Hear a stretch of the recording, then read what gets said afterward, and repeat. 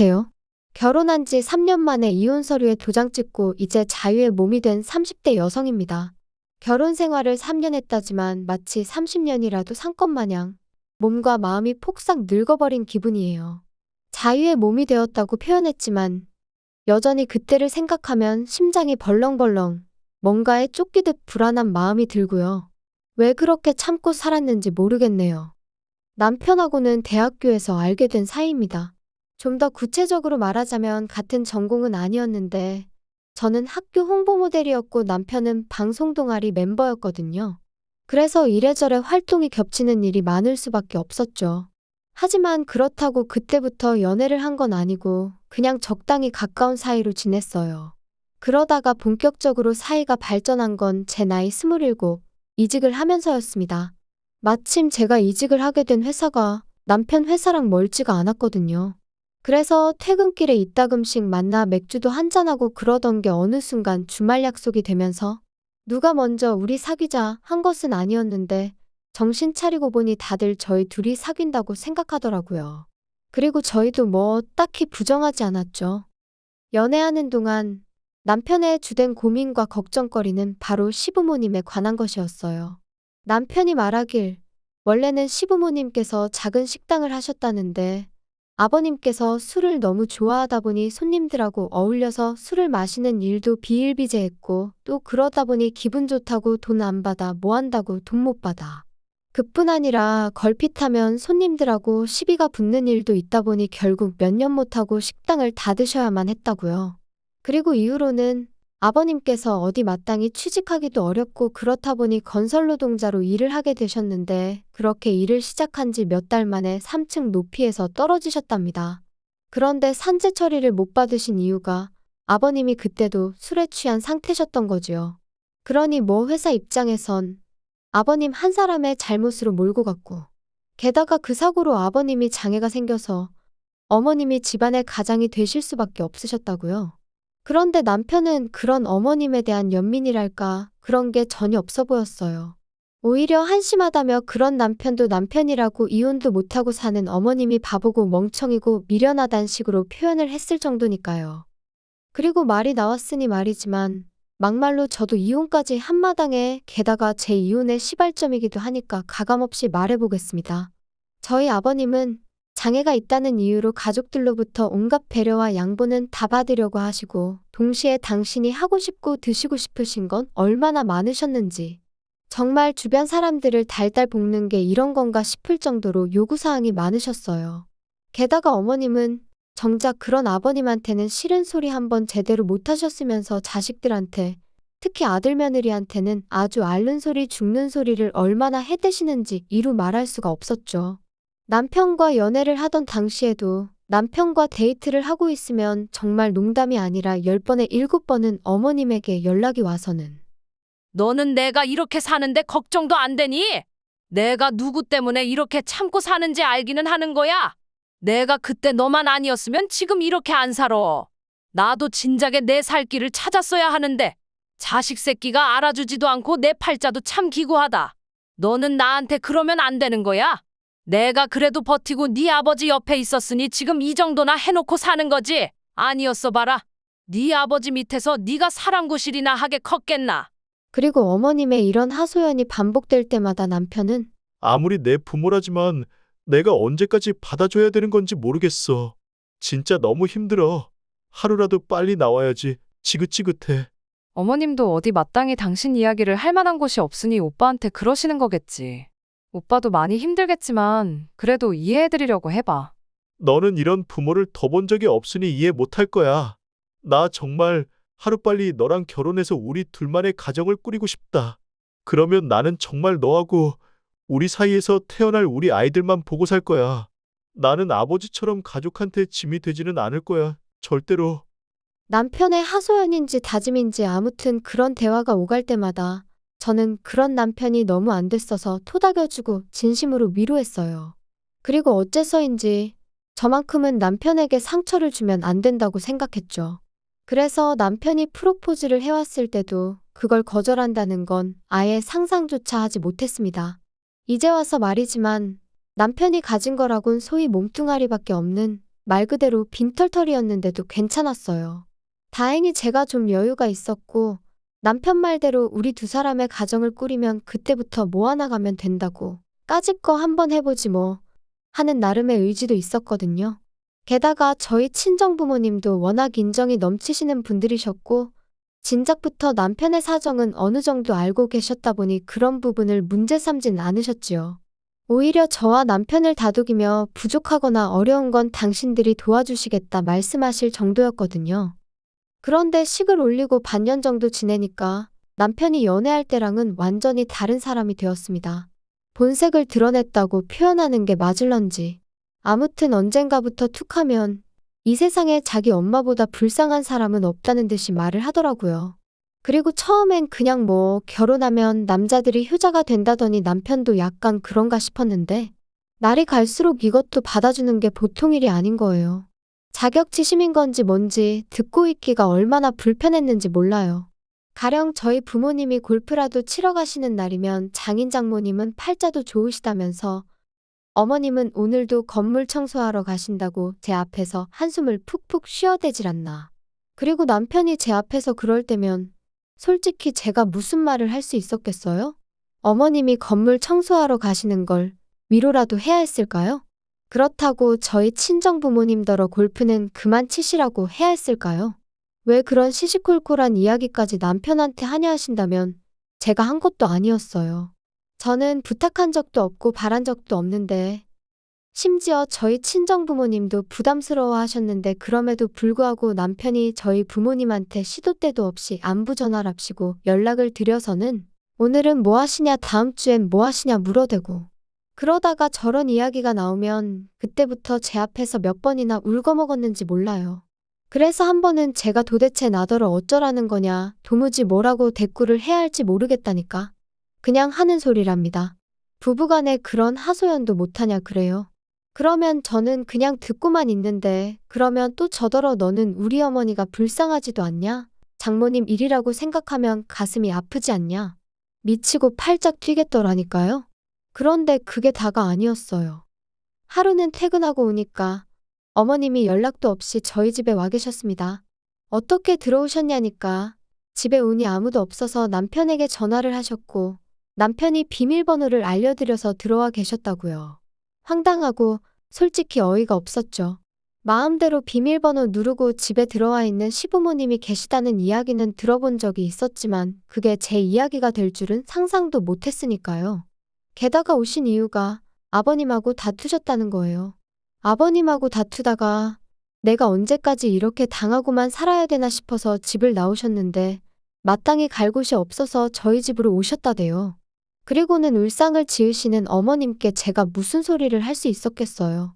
막말로 아버님은 도대체 왜 그러시냐고 욕을 할 것도 아니고 그래서 그냥 속상하시겠다고 적당히 토닥여드렸습니다. 그때만 하더라도 저도 어쨌든 어머님하고 잘 지내고 싶은 마음도 있었고 이런 일이 몇 번이나 생기겠나 싶었으니까요. 그런데 제 예상과 달리 어머님의 그런 방문은 그날로 끝나지 않았습니다. 이후로도 몇 번이나 반복되었거든요. 게다가 그 횟수가 잦아질수록 아버님 욕이나 신세한탄이 주를 이루던 처음과 달리 제가 살림하는 방식이나 생활 패턴을 가지고 잔소리를 하시는 일이 잦아지셨죠. 너는 도대체 살림을 어떻게 배웠길래 냉장고 안이 저 모양이냐? 그리고 청소할 때 텔레비전이며 책장이며 위에는 안 닦니? 내가 아까 손으로 훑어보니까 먼지가 말도 못하게 쌓여 있더라. 그리고 내가 보니까 옷장 안에 죄다 네 옷이고 우리 아들은 옷도 몇 벌 없고 너 돈 벌어서 다 네 치장하는데 쓰나 본데 너 그러면 못 쓴다. 저는 주방 담당이고 청소는 남편이 해요. 먼지 부분은 오빠한테 제가 얘기할게요. 아니 청소를 왜 우리 아들이 해? 너는 뭐 하고? 저도 돈 벌러 다니는데 어떻게 집안일을 저 혼자 다 해요. 그리고 또 대부분이 제가 결혼 전부터 입던 옷들이에요. 결혼하고서는 저도 돈 모으느라 제대로 된 거 하나 사입지도 못했어요. 아무튼 살림하는 게 영광이야. 마음에 안 들어? 그리고 맞벌이여도 살림은 여자가 해야지.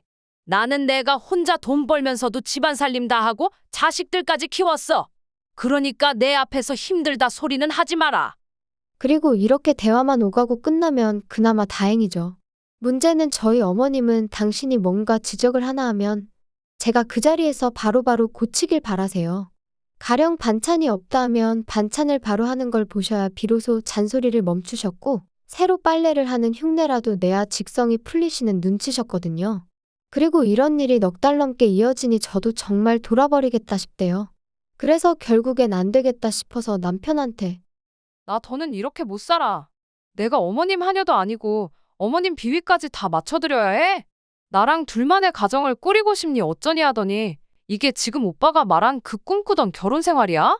나 더는 이렇게 못 살아. 어머님을 못 오시게 하던가 아니면 여기서 끝내. 너무 그러지 마. 너는 우리 어머니가 불쌍하지도 않냐? 좀 이해를 하려고 해볼 순 없겠어? 어머님만 불쌍해? 나는 요즘 내가 제일 불쌍해. 내가 어머님한테 뭐 잘못했어? 어머님이 나 때문에 고생하고 사시는 거 아니잖아. 이럴 거면 그냥 헤어지자니까? 그리고 이런 제 하소연이 효과가 좀 있던 건지 이후로 한 2달 정도는 조용했어요. 어머님이 더 이상 저희 집에 오지 않으셨으니까요. 덕분에 남편과 제 사이도 예전만큼은 아니어도 꽤나 나아졌고요. 하지만 이 평화는 오래가지 않았습니다. 아버님이 말 그대로 대형 사고를 치셨거든요. 그날도 평소와 다름없이 퇴근을 하고 반찬거리를 사서 집에 왔어요. 늘 하던 대로 비밀번호를 누르고 현관문을 열었죠. 그런데 눈앞에 낯선 듯 낯익은 신발 한 켤레가 놓여 있었습니다. 어머님이셨어요. 그리고 상황 파악을 다 하기도 전에 왔냐 하는 어머님의 목소리가 들렸고 동시에 제 심장이 쿵하고 떨어지는 것 같았죠. 연락도 없이 어쩐 일이세요? 자기야, 나랑 잠깐 얘기 좀 해. 이게 지금 무슨 상황이야? 일단 나도 확실히는 모르겠지만 아버지가 어머니랑 상의도 없이 두 분 사시는 집 전세 보증금을 빼셨다잖아. 아버지 말씀으로는 호영 오지 않은 동네 형님한테 투자를 하셨다는데. 아무튼 나도 미치겠다, 진짜. 뭐? 전세 보증금을 빼셨으면 그럼 뭐 어떻게 되는 건데? 그리고 투자라니 도대체 무슨 말이야? 나도 잘은 모른다니까. 아무튼 그래서 당분간 어머니가 여기 계셔야 될 것 같으니까 그런 줄 알아. 저는 도무지 납득할 수 없는 상황이라 신우에게 전화를 걸었습니다. 그러자 신우가 하는 말이 자기가 정말 어머님을 모셔오고 싶은데 알다시피 자기는 지금 남자친구랑 동거 중이지 않냐며. 그래도 자기가 곧 남자친구랑 결혼도 할 거고 그러면 제대로 된 집을 마련할 테니까 그때까지만 저더러 제발 좀 부탁한다대요. 그리고 아버님은 아버님대로 왜인지는 모르겠지만 있는 대로 화를 내시면서 아는 분 댁으로 가셨거든요. 그러니 상황이 상황인 만큼 제가 뭐라고 말이라도 한마디 잘못했다간 정말 나쁜 사람이 되겠더라고요. 그래서 어쩔 수 없이 울며 겨자 먹기로 알겠다고 했어요. 그리고 그땐 신우가 정말 몇 달 안에는 식을 올릴 것처럼 하도 호들갑을 떨어서 길어야 반년 정도 되지 않을까 싶었는데 자그만치 1년하고도 4개월이 걸렸습니다. 그리고 그 1년하고도 4개월이 저에게는 지옥이나 다름없었죠. 뻔히 남편이랑 제가 맞벌인 걸 눈으로 보시면서도 아침 저녁으로 이거 해라 저거 해라 시키시는 건 물론이고 저 없는 점심시간에 식사를 못 하시는 것도 아니면서 또 아침 저녁으론 반찬으로 이거 해달라 저거 해달라 밥 차려달라 오늘은 입맛이 없으니 국수를 끓여라. 이뿐인가요? 시도 때도 없이 저도 없는 시간에 이모님들은 물론이고 어머님 지인들까지 왜 그렇게 집으로 부르셔서는 제 부엌 살림은 물론이고 제 옷장까지 보여주시며 제 흉을 보셨는지. 오죽하면 한 이모님은 당신이 듣다 못해 한마디 하려고 전화했다 하시더니 왜 그렇게 시어머니 심기에 거슬리는 짓거리만 하냐며 저더러 며느리면 며느리답게 처신하랍니다. 그리고 그딴 전화까지 받으니 저도 더는 참을 수가 없어서 남편더러 어머님 진짜 왜 저러시냐니까. 기껏 한다는 소리가 그동안 어머님이 고생 정말 많이 하셨다며 저더러 조금만 이해를 해달라대요? 하지만 맨날 그놈의 이해는 어째서 저만 해야 되는 건지. 그리고 이때부터는 말뿐이 아니라 제가 제명해 죽으려면 이혼을 해야 하지 않을까 그 생각을 하게 되었죠. 도저히 못 버티겠다. 이렇게 살다간 정말 내가 죽겠다 싶었던 바로 그 무렵 마침내 신우가 상견례 어쩌고 하며 시집간다 소리를 꺼냈습니다. 정말 속으로 쾌재를 불렀어요. 아, 이제 살았구나. 그래서 신우더러 신혼집엔 언제 들어가냐고 어머님은 언제부터 그리 모시면 되겠냐 했죠. 그랬더니 신우가 제 눈치만 살살 보다가 한다는 말이 그게 좀 상황이 힘들게 됐답니다. 그래서 제가 그게 갑자기 무슨 소리냐니까. 언니 정말 미안한데 우리가 돈이 없어서 깨케야 방 2개 화장실 하나짜리 빌라 정도밖에 못 구할 것 같은데. 언니가 조금만 더 이해해주면 안 될까요? 우리가 얼른 돈 모아서 큰 집으로 이사 가면 그때는 꼭 엄마 모시고 갈 거니까. 아가씨, 이제 와서 그렇게 말을 바꾸면 어떡해요? 안 돼요. 나 더는 못 모셔요. 나 정말 너무 힘들다니까요. 그래도 우리 엄마가 살림살이도 도와주고 언니 좋아하는데. 너무 말을 그렇게 하면 나 좀 섭섭해요. 아가씨가 섭섭하고 말고 나는 더 못한다고 분명히 얘기했어요. 언니도 자꾸 그렇게 무대 보러 안 된다고만 하면 안 되죠? 나라고 일부러 안 모시는 거 아니잖아요. 그러니까 그것도 아가씨 사정이고요. 왜 내가 어머님 사정도 이해하고 아가씨 사정도 이해하고 그래야 하냐고요. 당연한 거 아니에요? 언니 맏며느리잖아요. 그리고 우리 한 가족인데 정말 서운하네요. 서운하다고요? 나는 서운한 정도가 아니고 아주 다들 원망스러워 미치겠다고요. 신우랑 얘기를 하다 도무지 답도 안 나오고 우라가 치밀어서 집에 왔어요. 그리고 남편은 그 사이에 신우랑 통화라도 한 건지 제 눈치를 살살 살피더니 기껏 한다는 소리가 당신이 우리 어머니랑 도무지 같이 못 살겠다고 그랬다며. 그래서 내가 생각을 해봤는데 우리가 그럼 희정이한테 돈을 좀 빌려주면 되겠더라. 희정이네가 집을 좀 큰 걸 구하면 어머니 모셔갈 수 있을 거 아냐? 우리가 돈이 어딨다고 빌려줘? 진짜 어이가 없네? 왜 없어? 결혼하고 지금까지 모은 거 있을 거 아냐? 내가 미쳤다고 그 돈을 아가씨한테 빌려주겠어? 빌려줬다가 또 나중에 돼서 못 준다고 하면 그땐 어쩌라고. 어머님하고 합가하게 될 때도 아주 몇 번이나 장담을 하더니 지금 이 꼴을 봐. 그리고 당신도 말하는 것 좀 봐. 퍽이나 약속 지키겠다. 야, 그럼 뭐 어쩌라는 거야? 어쩌긴 뭘 어째. 방이 1개고 2개고 집이 작고 말고 내 알바 아니니까 약속한 대로 어머님 모시고 가라고 해. 너 진짜 돌았어? 차라리 돌았으면 좋겠다. 그럼 이 꼴 저 꼴 안 봐도 될 텐데. 아무튼 나는 분명히 얘기했어. 너는 진짜? 너야말로 어머니 기분 좀 맞춰드리고 여우처럼 지내면 되는 걸. 왜 이렇게 일을 키우냐? 신우와 남편이 번갈아 가면서 저더러 이해 좀 해달라고 사람을 코너로 모는데 정말 환장할 노릇이었어요. 그래서 결국 참다 못한 제가 남편더러 한 번만 더 이러면 더는 같이 못 산다고 정말 이혼이라 했더니 기껏 한다는 소리가 그러면 제가 모아놓은 돈에서 자기 몫은 돌려달랍니다. 그리고 뭐 제가 이혼 요구를 했으니 위자료도 받아야겠다고 그 위자료로 어머니랑 집 구해서 살아야겠다는 헛소리를 하더라고요. 그런데 저희 남편, 저랑 결혼할 때부터 이혼하던 그날까지 단 한 번도 저보다 단돈 1,000원이라도 더 벌어온 적 없어요. 어머님이 저희 집에 얹혀 사시는 동안 어머님이 저한테 돈 1,000원이라도 살림살이에 보태라고 주신 적도 없었죠. 게다가 저희 셋이 살던 집, 저희 친정에서 마련해 주신 집이었습니다. 비록 친정아버지 명의였고 제가 매달 용돈 겸 월세라고 100만 원씩 보내드리고 있긴 했어도 애시당초 어디 가서 100만 원으로 구할 만한 집이 아니었으니 남편이 이러쿵저러쿵 말할 것이 못 되었죠. 그런데 위자료가 어쩌고 자기 몫이 어쩌고 해대니 제가 얼마나 황당했겠어요? 그래서 남편더러 살면서 당신 뜻대로 되던 일이 몇 번이나 있었냐고 이번에는 어떨지 한번 두고 보자 했습니다. 그리고 그 길로 친정 부모님께 결국 그동안 제가 겪었던 일들을 전부 다 털어놓았어요. 참고로 친정 부모님도 제가 원치 않았지만 어쩔 수 없이 어머님과 함께 살게 된 건 알고 계셨거든요. 다만 어머님이 저를 얼마나 어떤 식으로 괴롭히셨는지는 잘 모르셨지요. 행여 양가 어른들 싸움으로 상황이 안 좋아지진 않을까 걱정스러워서 말을 아껴왔으니까요. 그런데 더는 그럴 필요도 못 느꼈고 그러고 싶지도 않대요. 저희 아버지께서는 남편이 돈을 내놓으라고 요구를 했다는 것보다 어머님이 저를 인격적으로 모독하고 힘들게 하신 부분에 크게 분노하셨습니다. 그리고는 저더러 앞장서라 하시더니 그 길로 어머님과 남편을 마주하셨죠. 그런데 어이가 없게도 그간 의기양양하던 어머님이 저희 아버지 앞에서는 어째서인지 한층 누그러져서는 자기들은 저랑 잘 지내고 싶은 마음뿐인데 제가 곁을 내주지 않는다며 섭섭하네 어쩌네. 물론 그런 악어의 눈물이 저희 아버지한테 통할 리가 없었습니다. 남편은 남편대로 저희 아버지한테 반대로 장인어른이 공경에 처하셨어도 자기는 똑같이 집으로 모셨을 거라는 헛소리를 해댔지만 역시 통하지 않았고요. 그러자 결국 둘이 본색을 드러내대요.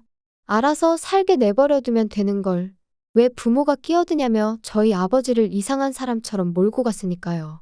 그리고 그런 두 사람을 보고 있으니 정말 더는 1분도 지체할 이유가 없다 싶어서 변호사를 만났죠. 솔직히 불보듯 뻔한 결과였습니다. 유책 사유자는 남편이었고 저는 피해자나 다름이 없었으니까요. 오히려 위자료도 많이는 아니지만 제가 받게 되었고 재산도 전부 제 몫이 되었죠. 그리고 판결이 그렇게 나고 나니 그제서야 남편이 제 앞에서 무릎을 꿇고 엉엉 우는데 이상하게 그런 남편을 보는 게 지치고 피곤하기만 할 뿐 가슴이 아프다거나 그런 건 전혀 없대요. 아, 사랑이 식었다는 게 이런 건가. 그때 확실히 알겠더라고요. 한편 남편과 어머님은 결국 집을 떠났고 저는 비로소 제 자유를 되찾았습니다. 하지만 집안 구석구석 안 좋은 기억이 너무 많아져 버린 탓에 더는 머물고 싶지도 않은 거예요. 아버지도 그 모자를 생각하면 재수가 없다며 무척 기분 나빠하셨고요. 그래서 집은 내놓고 저는 본가에 들어갔는데 남편은 갈 곳이 없어서 회사 근처에 고시원을 얻었다대요. 어머님은 결국 신혼집으로 가셨고요. 그런데 심해부는 정말 어머님, 그러니까 자기한텐 장모잖아요. 장모랑 같이 살게 될 줄은 몰랐다며 신우한테 벌써부터 사기 결혼이니 뭐니 내가 왜 니네 엄마를 먹여 살려야 하냐 해가며 이혼하자드나 봅니다. 참고로 언젠가 한번 남편이 술 처먹고 저한테 하소연하듯 음성 메시지에 그간의 일을 소상히도 남겨놓아서 알게 되었어요. 궁금하진 않았는데 그래도 듣자 하니 죄다 안 좋게 풀렸다 싶은 게 참 꼬숩고 잘 됐다 싶대요. 제 심보가 좀 고약한 걸까요? 아무튼 결혼만 하면 효자되는 사람들이 있다더니 정말 당해본 사람으로서 똥 밟은 기분이 이런 건가 싶습니다. 혹시 주변에 여러분의 손과 주머니를 빌려 자기가 해야 할 일을 대신하려는 사람이 있다면 가차없이 정리하시라는 말씀을 꼭 드리고 싶어요. 그런 사람은 하나를 주면 하나에 고마워할 줄 모르고 다음엔 당연히 2개를 주겠지 생각하고 이후엔 3개를 기대하고 그러거든요. 그리고 그러다 중간에 아, 나 힘들어서 더는 못 해주겠어 하면 네가 내 습관을 이렇게 만들어 놓고 이제 와서 안 된다는 게 어딨냐며 어깃장을 논단 말이죠. 정말 웃기지만 그런 족속들이 있어요. 그런데 그런 족속들한텐 그냥 다 뺏어버리는 게 답이에요. 줬다 뺏는 게 치사하다지만 내가 힘들어 죽겠는데 치사하고 말고가 어딨겠어요? 나의 권리와 행복은 나만이 지킬 수 있다는 걸 꼭 말씀드리고 싶네요. 오늘 날씨가 다시 추워졌는데 감기 조심하세요.